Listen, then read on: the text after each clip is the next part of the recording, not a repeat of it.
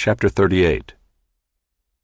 It happened at that time that Judah went down from his brothers and turned aside to a certain Adulamite, whose name was Hira.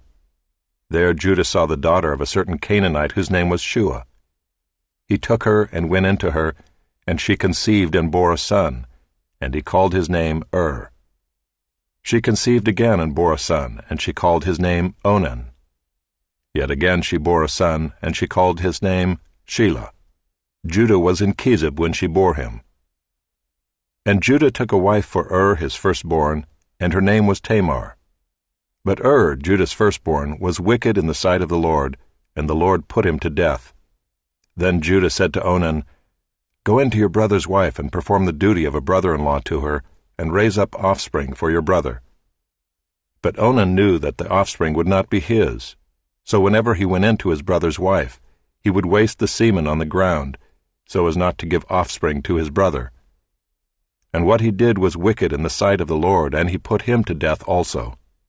Then Judah said to Tamar his daughter-in-law, "Remain a widow in your father's house, till Shelah my son grows up," for he feared that he would die like his brothers. So Tamar went and remained in her father's house. In the course of time the wife of Judah, Shua's daughter, died. When Judah was comforted, he went up to Timnah to his sheep-shearers, he and his friend Hira the Adulamite.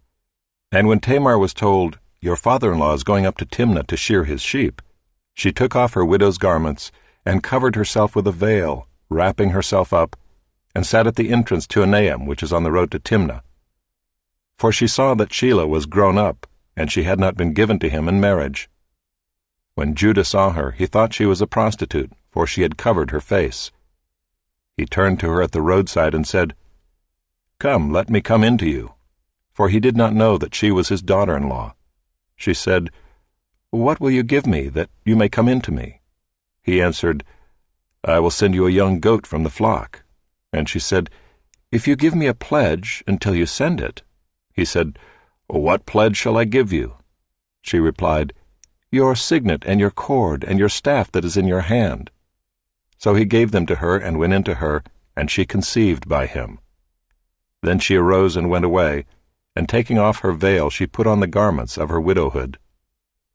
When Judah sent the young goat by his friend the Adulamite to take back the pledge from the woman's hand, he did not find her. And he asked the men of the place, "Where is the cult prostitute who was at Enaim at the roadside?" And they said, "No cult prostitute has been here." So he returned to Judah and said, "I have not found her." Also the men of the place said, "No cult prostitute has been here." And Judah replied, "Well, let her keep the things as her own, or we shall be laughed at. You see, I sent this young goat, and you did not find her." About 3 months later, Judah was told, "Tamar, your daughter-in-law, has been immoral.